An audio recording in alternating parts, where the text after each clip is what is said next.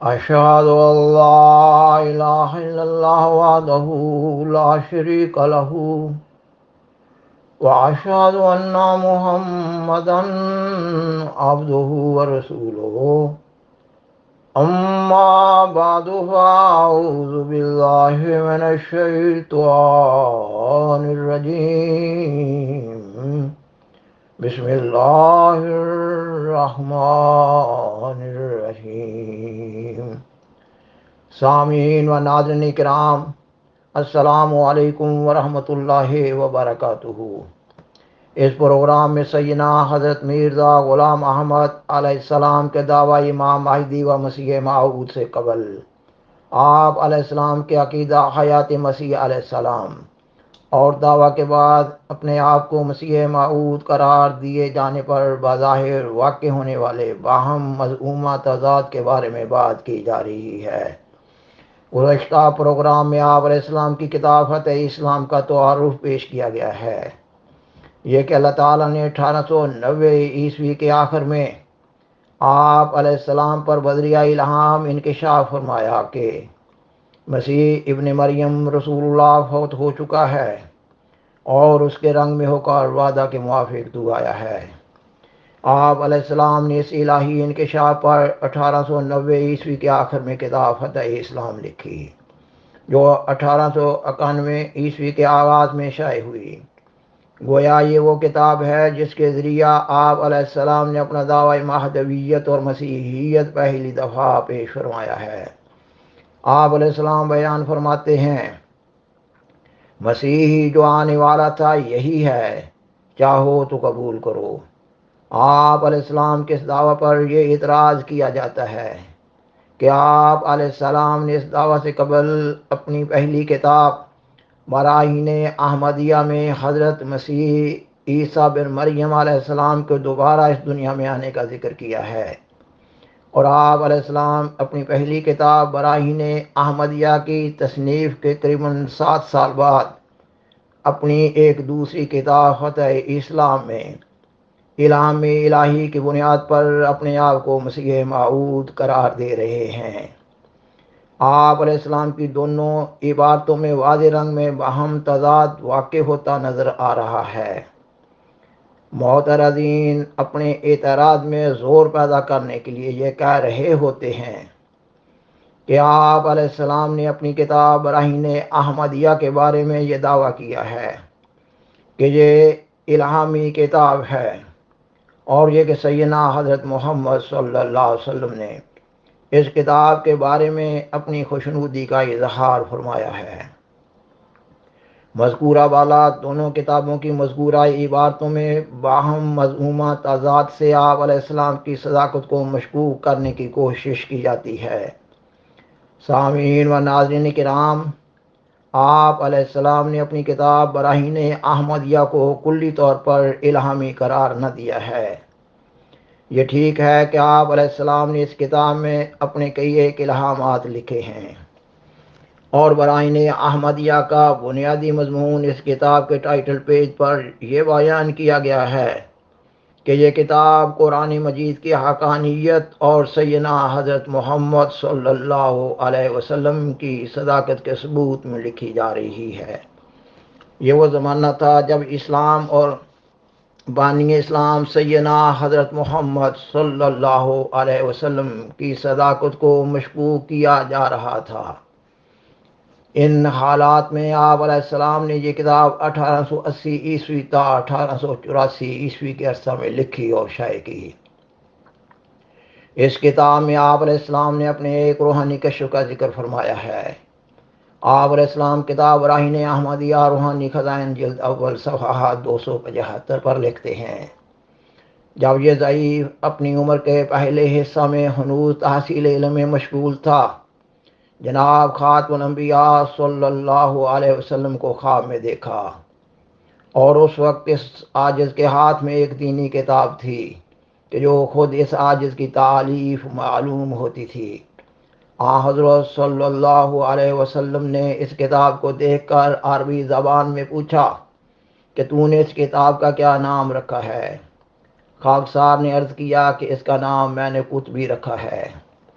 جس نام کی تعبیر اب اس اشتہاری کتاب کے تالیف ہونے پر یہ کھلی کہ وہ ایسی کتاب ہے جو کتب ستارہ کی طرح غیر متزلزل اور مستحکم ہے، جس کے کامل استحکام کو پیش کر کے 10,000 روپیہ کا اشتہار دیا گیا ہے،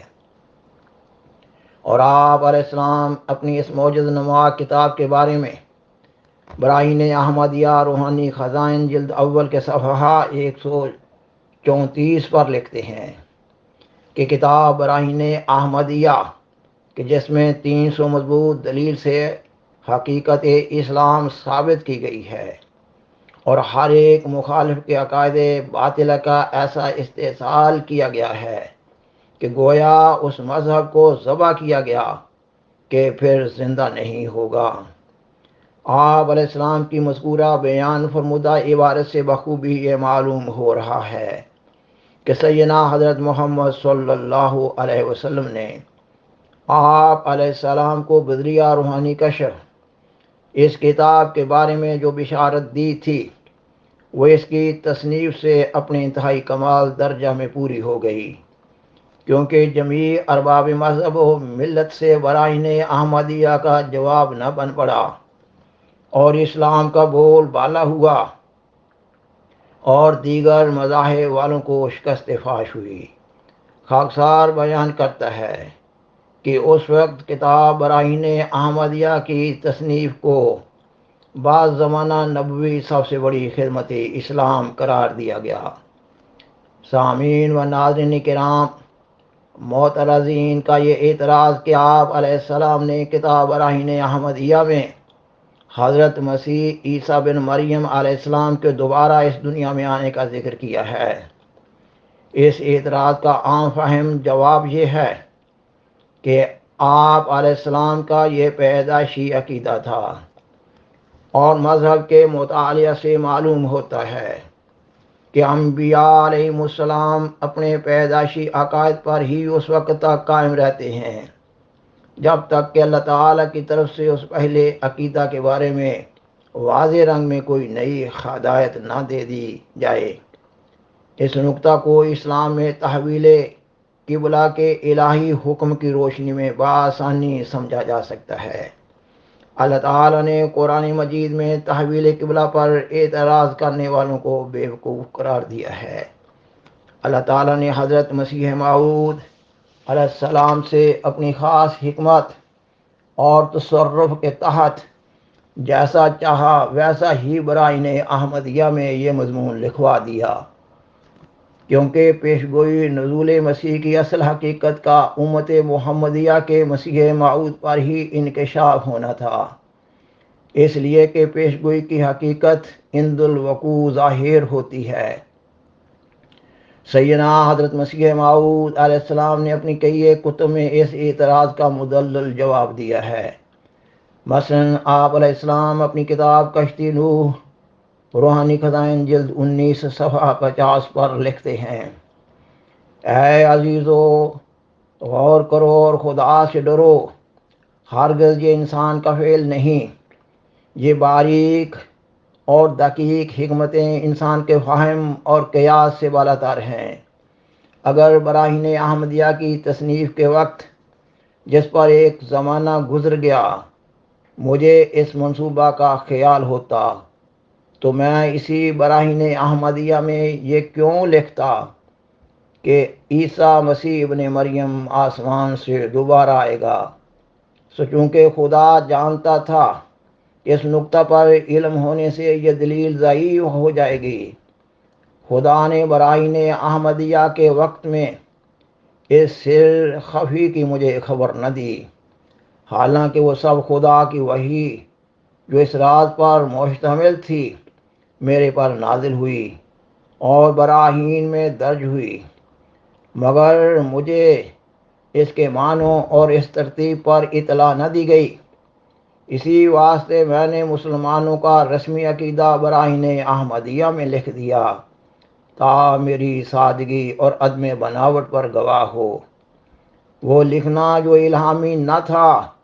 محض رسمی تھا۔ مخالفوں کے لیے قابل استناد نہیں، کیونکہ مجھے خود بخود غیب کا دعویٰ نہیں جب تک کہ خود خدا تعالیٰ مجھے نہ سمجھاوے۔ سو اس وقت حکمت الہی کا یہی تقاضا تھا کہ براہین احمدیہ کے بعد الہامی اسرار میری سمجھ میں نہ آتے، مگر جب وقت آ گیا تو وہ اسرار مجھے سمجھائے گئے۔ تب میں نے معلوم کیا کہ میرے اس دعویٰ مسیح موعود ہونے میں کوئی نئی بات نہیں، یہ وہی دعویٰ ہے جو براہین احمدیہ میں بار بار بتصریح لکھا گیا ہے۔ آپ علیہ السلام براہین احمدیہ کے زیر نظر مضمون میں